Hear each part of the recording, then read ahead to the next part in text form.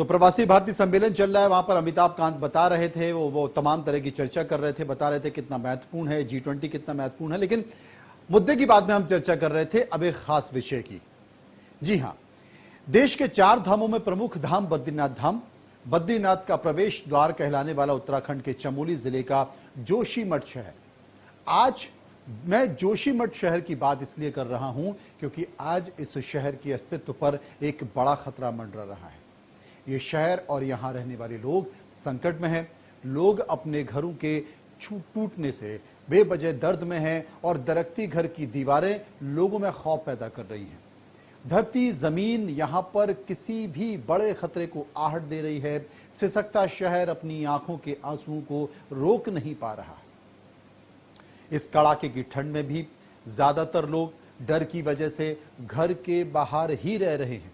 किराएदार भी लैंडस्लाइड के डर से घर छोड़कर चले गए हैं। बेचैन लोग कह रहे हैं कि अब तो कुछ करो सरकार। अब लोगों के बेघर होने और उनके अस्तित्व पर ही खतरा मंडराने लगा है। उन्होंने अपने घरों को बचाने के लिए आंदोलन का रास्ता अख्तियार कर लिया है। लिहाजा सरकार भी हरकत में आ गई है। लोगों की सुरक्षा को देखते हुए 38 परिवारों को सुरक्षित स्थानों पर पहुंचाया गया है और वो तमाम तस्वीरें, वो ग्राफिक्स भी मैं आपको स्क्रीन पर दिखा रहा हूं। आपको वो तमाम जो वीडियो हमारे पास आए हैं जोशीमठ के, वो आप टीवी पर स्क्रीन पर देखिए कि कैसे उनके चेहरों पर मायूसी है, कैसे उनकी आंखों में आंसू बने हुए हैं। क्योंकि जमीन धंसने के बाद जोशीमठ में एशिया का सबसे लंबा रोपवे बंद करने का भी फैसला ले लिया गया है और अभी तक, जी हां, अभी तक 70 परिवारों को वहां से हटाया गया है। बाकियों को हटाने का काम जारी है। प्रशासन लगातार लोगों से अपील कर रहा है कि लोग अपने घरों को छोड़कर रिलीफ कैंप में चले जाएं। उत्तराखंड सरकार ने विस्थापितों के लिए हेल्थ चेकअप कैंप लगाए हैं।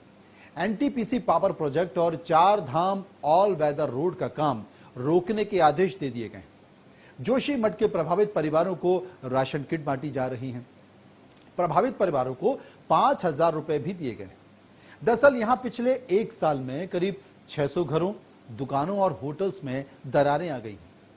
दरारों की वजह क्या है? दरारों की वजह से ये घर अब लोगों के रहने लायक नहीं बचे। पूरे शहर पर डूबने का खतरा बना हुआ है। पहाड़ से पलायन की कहानी की बात तो बहुत दूर, लेकिन इन हालातों में पलायन की रफ्तार और तेज हो गई है। अब तक 66 परिवार कहीं और पलायन कर चुके हैं। पलायन समझ रहे हैं ना? आपको अपना घर छोड़कर कहीं और चले जाना है। सरकार ने जोशीमठ को आपदा प्रभावित क्षेत्र घोषित कर दिया है क्योंकि वहां का ऐसा कोई घर नहीं बचा है जिसमें दरारें ना आई हों। अब जोशीमठ को बचाने की मुहिम में प्रधानमंत्री यानी कि पीएमओ, प्रधानमंत्री कार्यालय यानी कि पीएमओ एक्शन मोड में। ग्राफिक के जरिए भी मैं टीवी स्क्रीन पर आपको बताऊंगा कि क्या क्या इससे जुड़ी महत्वपूर्ण बातें हैं, क्योंकि प्रधानमंत्री मोदी ने रविवार को मुख्यमंत्री पुष्कर सिंह धामी को फोन कर हालात की जानकारी दी थी। उसके बाद रविवार को प्रधानमंत्री कार्यालय में जोशीमठ को लेकर एक हाई लेवल बैठक भी की गई। केंद्र सरकार ने तुरंत लोगों को शिफ्ट करने का एक्शन प्लान तैयार कर लिया है। पीएमओ से बैठक के दौरान एक्सपर्ट ने जोशीमठ में बड़े रिस्क की आशंका जाहिर की है।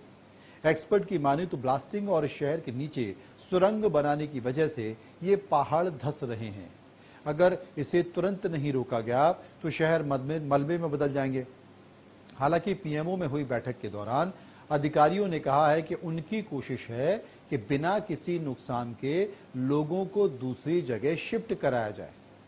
उधर एनटीपीसी का कहना है कि उनकी सुरंग जोशीमठ से गुजरती ही नहीं है। ये टनल एक बोरिंग मशीन यानी कि टीबीएम द्वारा खोदी गई है और मौजूदा समय में कोई ब्लास्टिंग नहीं की गई है।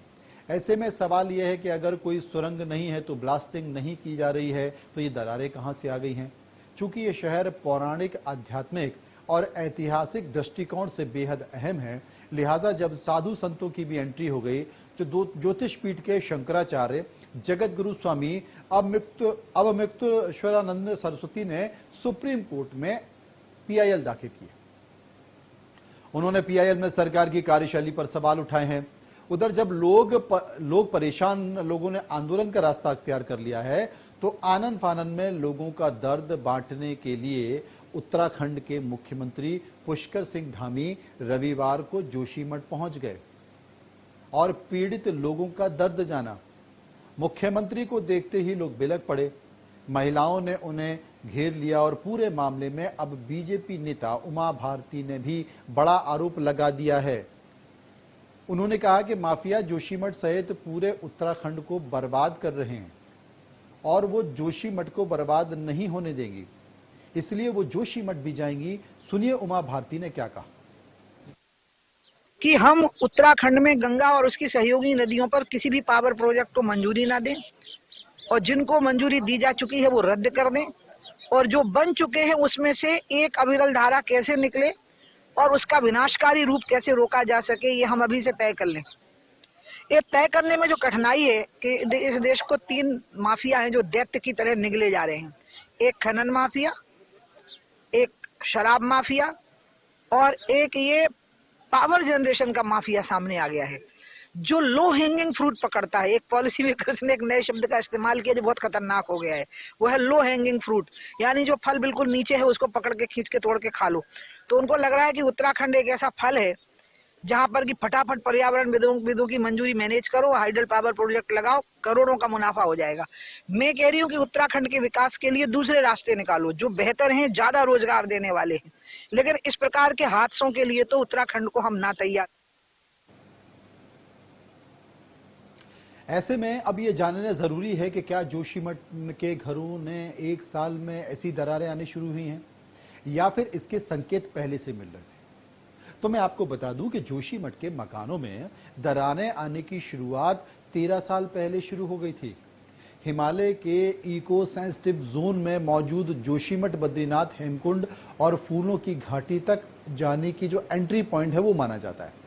Wadia institute of Himalayan geological ने अपनी रिसर्च में कहा है कि उत्तराखंड के ऊंचाई वाले इलाकों में पड़ने वाले ज्यादातर गांव ग्लेशियर के मटेरियल में फंसे। साल 1976 में गढ़वाल के तत्कालीन कमिश्नर MC मिश्रा की अध्यक्षता में कमेटी बनी थी और कहा था कि जोशीमठ का इलाका प्राचीन भूस्खलन क्षेत्र में आता है। यह शहर पहाड़ से टूटकर आए बड़े टुकड़ों और मिट्टी के ढेर पर बसा हुआ है जो बेहद अस्थिर है। वाडिया इंस्टीट्यूट के वैज्ञानिकों ने कहा कि जोशीमठ शहर के नीचे एक तरफ धौली गंगा और दूसरी तरफ अलकनंदा नदी है। दोनों नदियों की वजह से पहाड़ के कटाव ने भी पहाड़ को कमजोर किया है। NTPC के हाइडल प्रोजेक्ट की 16 किलोमीटर लंबी सुरंग जोशीमठ के नीचे से गुजर रही है। ये सुरंग मलबा घुस जाने के बाद बंद है। भूगर्भ वैज्ञानिकों का कहना है कि जोशीमठ अलकनंदा नदी की ओर से खिसक रहा है और इसकी जद में सेना की ब्रिगेड, गढ़वाल स्काउट और भारत तिब्बत सीमा पुलिस की बटालियन भी है। वैज्ञानिकों ने चेतावनी दी है कि तुरंत असरदार कदम अगर नहीं उठाए गए तो बड़ी प्राकृतिक आपदा आ सकती है। इसमें जोशीमठ का वजूद ही खत्म हो जाएगा। अब ऐसे में सवाल यह है कि जब वैज्ञानिक और जांच एजेंसियों ने अपनी रिपोर्ट में इस इलाके को सेंसिटिव घोषित किया था तो आखिर सरकार ने इस पर फैसला क्यों नहीं लिया।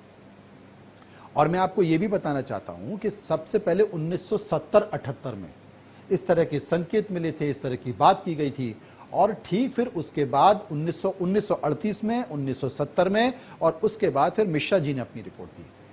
बावजूद सरकारों ने इस पर कोई भी ध्यान नहीं दिया है और हालात आज आपके सामने हैं।